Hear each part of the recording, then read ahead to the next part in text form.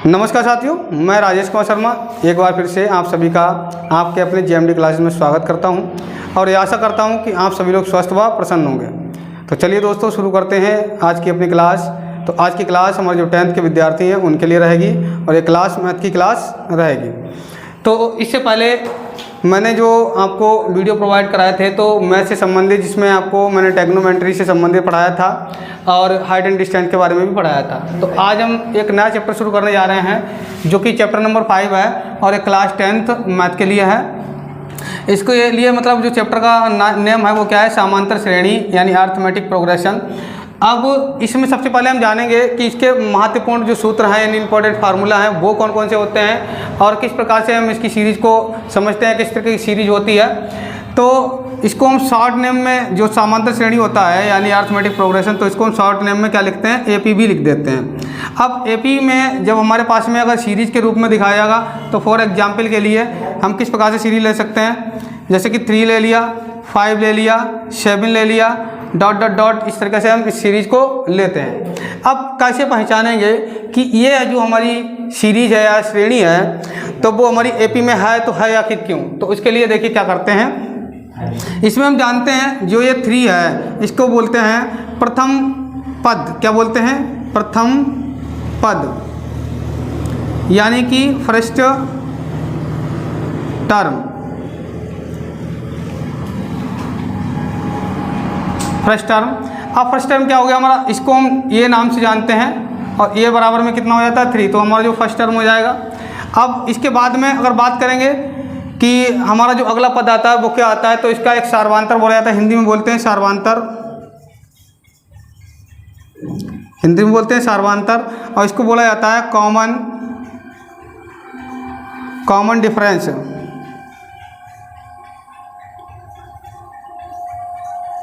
Common difference जिसको हम D नाम से दिखाते हैं। किससे दिखाते हैं, डी से, शॉर्ट में।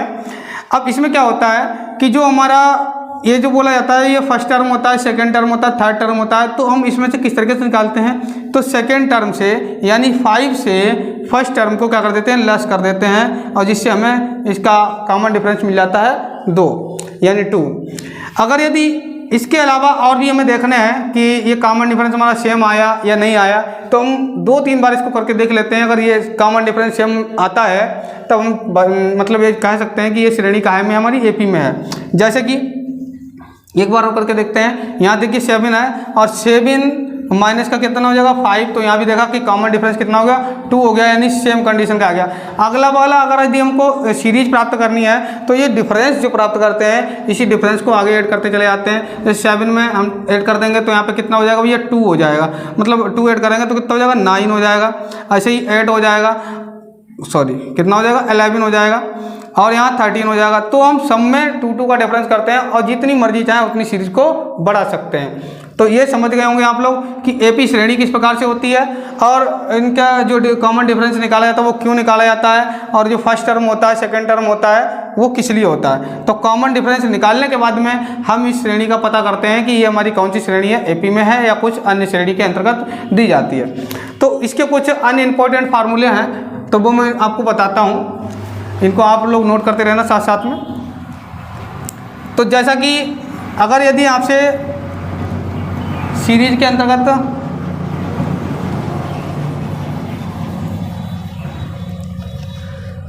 अगर यदि हमारे पास में इफ मान के चलिए, यानी यदि ए बराबर में कुछ भी दे रखा हो, जैसे कि हमारे पास में कोई भी नंबर से ले लो, 3 ले लो और कॉमन डिफरेंस दे रखा है, जैसे मान लीजिए 5 ले ली। अगर हमें कोई सीक्वेंस चाहिए यानी सीरीज चाहिए तो वो किस प्रकार से हम फाइंड करते हैं, तो उसके लिए हमारे पास में सीरीज में लिख लीजिए। तो वो क्या होते हैं, एपी। अब एपी के लिए सबसे पहले आ जाता है फर्स्ट टर्म यानी कि ये। इसके बाद में आप बात करेंगे सेकेंड टर्म की, तो सेकेंड टर्म में क्या होता है, इसमें लिखते हैं ए प्लस का डी, यानी कि अगर बात करें, और दूसरी बात आपको खास चीज़ें बता देते हैं तो साथ में लिख लेना आप। कभी कभार सीक्वेंस के अंतर्गत लिख दिया जाता है, जैसे A1 लिख दिया जाता है, A2 लिख दिया जाता है, A3 लिख दिया जाता है, डॉट डॉट डॉट करके, और लास्ट में मान लो AN लिख दिया जाए। तो इसको क्या लिखते हैं, इसको लिखने का मेथड रहता है ये पहला जो है वो है A1 जो है वो क्या A है। अब जो दूसरे पद के बारे में बात करेंगे तो क्या होता है, इसमें A में डी को ऐड कर देंगे यानी सार्वधातुक को ऐड कर देंगे तो द्वितीय पद यानी कि सेकेंड टर्म की तरफ हम पहुंच जाएंगे। इसी प्रकार से अगर थर्ड टर्म के बारे में बात करें तो यहाँ पर a प्लस का 2d। अब अगर कोई हमसे पूछने लगा है कि ऐसा है भैया कि मुझे 50 वाला पद चाहिए, ये कितना चाहिए भैया, मैंने डॉट डॉट कर दिया, मैंने कह दिया ये 50 चाहिए, कितना चाहिए यहाँ पे लिख लो, ये 50 चाहिए। तो इसके लिए हम क्या लिखेंगे कि a प्लस का यहाँ पे कितना आएगा 49d यानी 49d। तो ये इस तरीके से हम फाइंड करेंगे कितना आएगा, 50 नंबर का जो पद है वो आ जाएगा। तो इस तरीके से हम कोई भी सीक्वेंस बना सकते हैं जो कि हमारे काय में होगी, AP में आ जाएगी। तो अब जैसे कि बात करते हैं, मैंने यहाँ पर a इक्वल में 3 ले रखा, d इक्वल में 5 दे रखा, तो एक मैं सीक्वेंस बना करके दिखाना चाहता हूँ आपको थोड़ा सा, तो आप इसको समझिए। जैसे कि a जो है प्रथम पद है वो तो कितना रहेगा 3 रहेगा, काय में चल रहा है AP में चल रहा है, तो AP में चल रहा है तो पहला तो 3 पद हो गया। अब अगर बात करेंगे द्वितीय पद के बारे में तो द्वितीय पद यानी सेकेंड टर्म का इस तरह से निकलेगा, तो a में कितना जोड़ देंगे, d जोड़ देंगे, यानी a कितना भैया 3 है और 3 में 5 जोड़ देंगे तो 5 3 कितना हो जाएगा 8 हो जाएगा। ऐसे भी लिख करके कर सकते हैं कि 3 और 5 तो कुल मिलाकर कितना बन जाएगा 8 बन जाएगा, और चाहे तो डायरेक्ट लिख लें तो कितना हो गया भैया 8 हो गया। इसके बाद में अगला टर्म जो आएगा वो हमारा कुछ इस तरीके से आएगा कि मतलब a लिखेंगे 3 और यहाँ से 2 5 जा 10, तो 10 और 3 कितना हो जाएगा 13 हो जाएगा। अब यहाँ पे देखेंगे कि क्या कॉमन डिफरेंस हम आता है, तो 8 से 3 को लेस करेंगे तो कितना मिलेगा 5 मिलेगा, और 13 से 8 को लेस करेंगे तो कितना मिलेगा 5 मिलेगा, यानी कॉमन डिफरेंस कैसा आ रहा है, सेम आ रहा है। तो इस तरीके से हम इसमें ऐड करते चले जाएं, अगर चाहें तो इस तरीके से सीक्वेंस बना करके ऐड करें, और वरना क्या है कॉमन डिफरेंस को ऐड कर दें। तो इसमें 13 में 5 ऐड करेंगे तो कितना 18, यहाँ पे कितना जाएगा 23, डॉट डॉट डॉट करके हम मतलब आगे सीक्वेंस को बना सकते हैं। तो एक तो आपको ये रिलेशन रहेगा। दूसरा इसमें आपसे पूछा जाता है, ये आपने बढ़िया प्रकार से समझ लिया कि किस तरीके से इसको बनाते हैं और किस तरीके से इसको लिखते हैं, ठीक है। अब अगला जो टर्म आता है,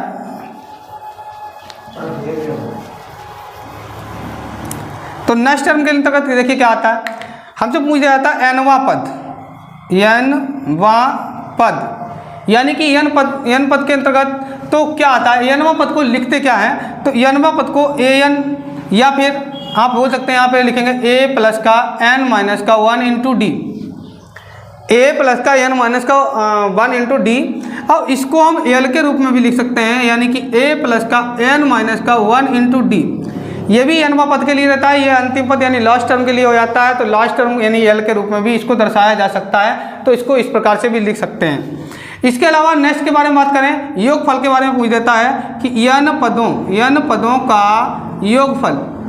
योगफल मतलब क्या आ रहा है कि n terms some of n terms के लिए बोल दिया जाएगा, और यहाँ पर क्या दे रखा है कि nवा पद यानी कि टर्म्स ऑफ nवा यानी कि जो nवा पद के लिए पूछा गया है तो उसके लिए रहेगा। तो यहाँ पे सम्स के लिए भी लिख सकते हैं, जब सम पूछा गया तो सम को प्रदर्शित कहाँ से करते हैं, तो इसको Sn के द्वारा प्रदर्शित किया जाता है। तो इसके भी 2 फार्मूले होते हैं, कौन कौन से होते हैं, एक होता है आपके लिए n/2 ब्रैकेट में 2a प्लस का n माइनस का 1 इंटू डी।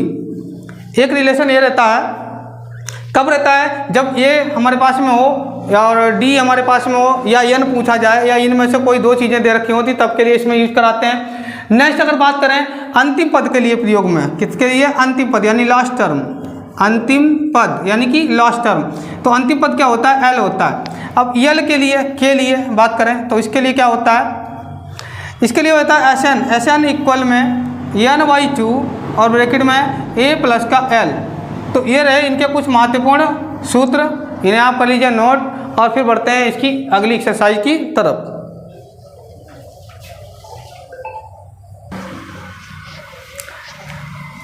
तो चलिए दोस्तों, मेरे ख्याल से आपने इसको नोट कर लिया होगा। अब बढ़ते हैं इसकी एक्सरसाइज की तरफ। चलिए अच्छा,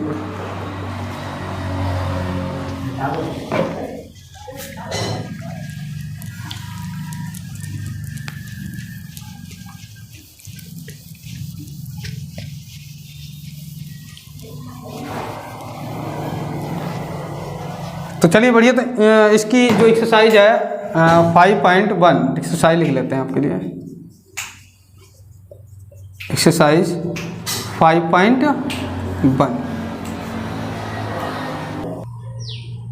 तो चलिए दोस्तों बढ़ते हैं एक्सरसाइज की तरफ, जिसमें हमारा पहला क्वेश्चन कुछ इस प्रकार से है कि क्वेश्चन नंबर 1, प्रत्येक किलोमीटर के बाद टैक्सी का किराया, जबकि प्रथम किलोमीटर के लिए किराया जो कितना है 15 रुपीज़ है।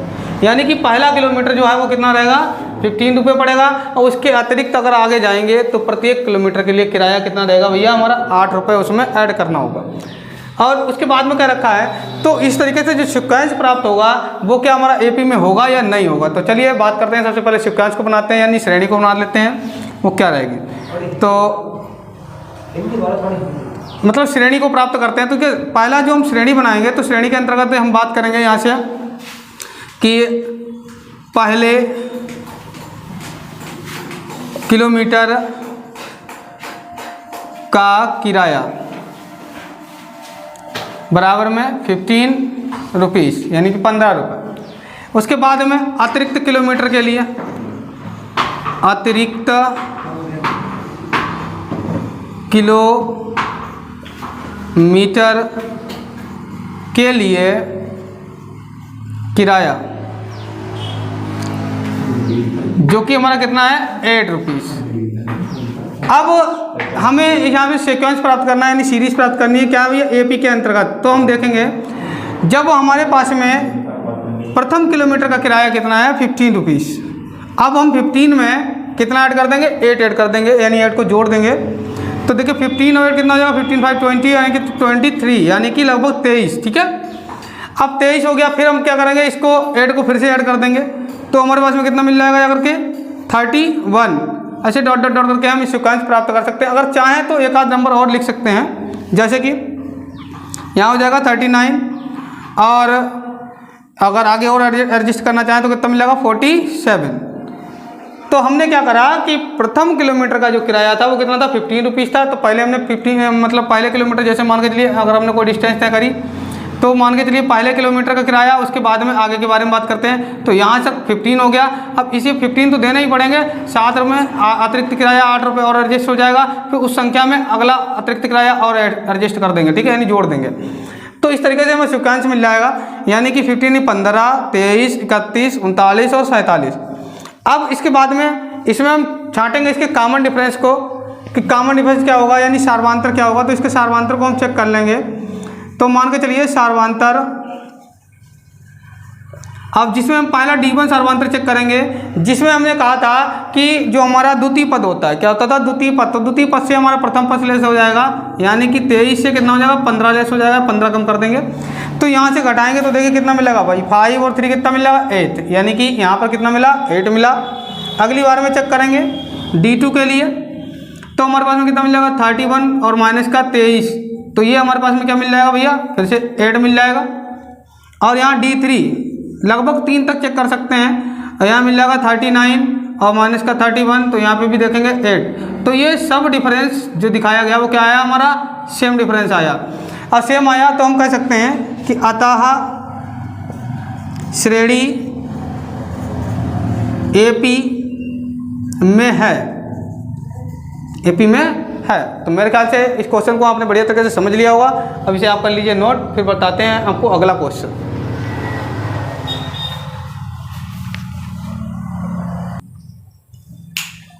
तो चलिए दोस्तों मेरे ख्याल से आपने इसको कर लिया होगा नोट। अब आपको नेक्स्ट क्वेश्चन की तरफ लेके चलते हैं और इसे हम कर देते हैं रफ।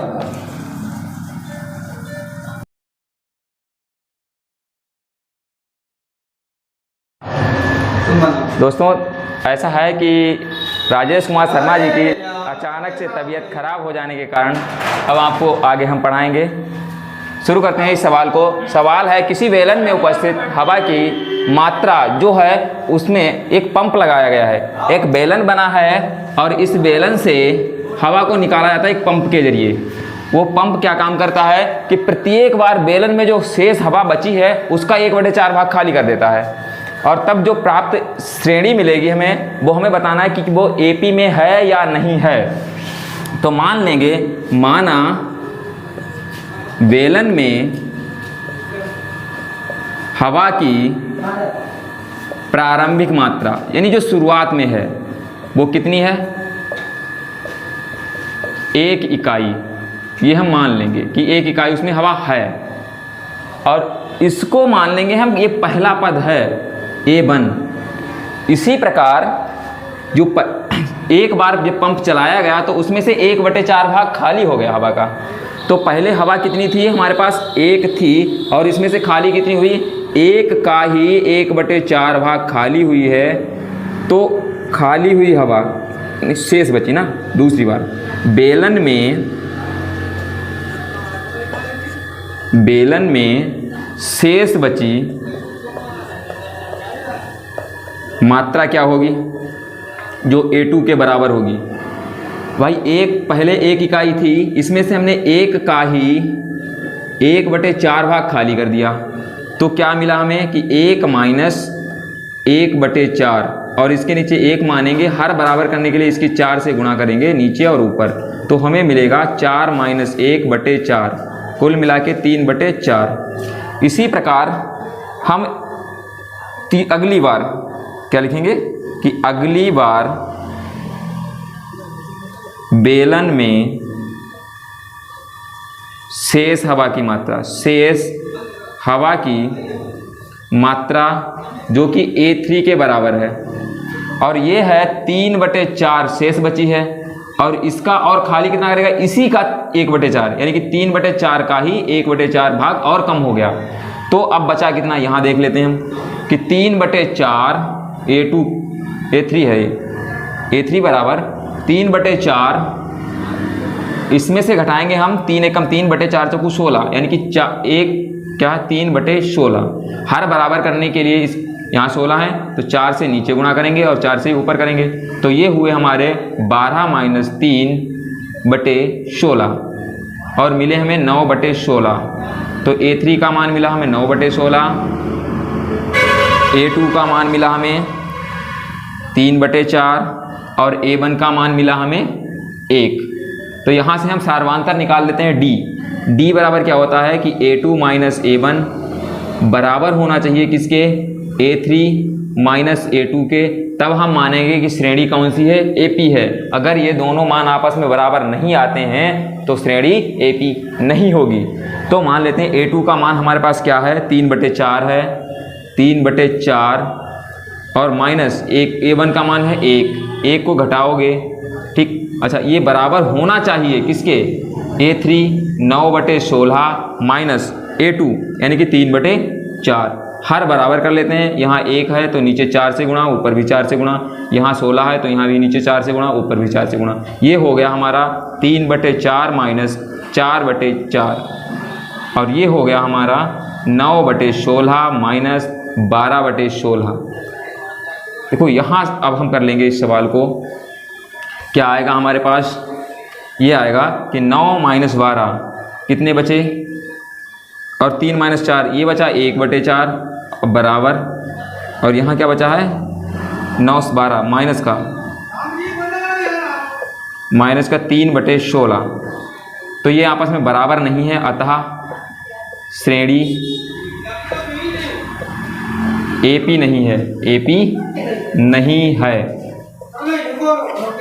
ठीक है, आज के लिए इतना काफ़ी है। पढ़ाई करते रहिए। All the very best, thank you.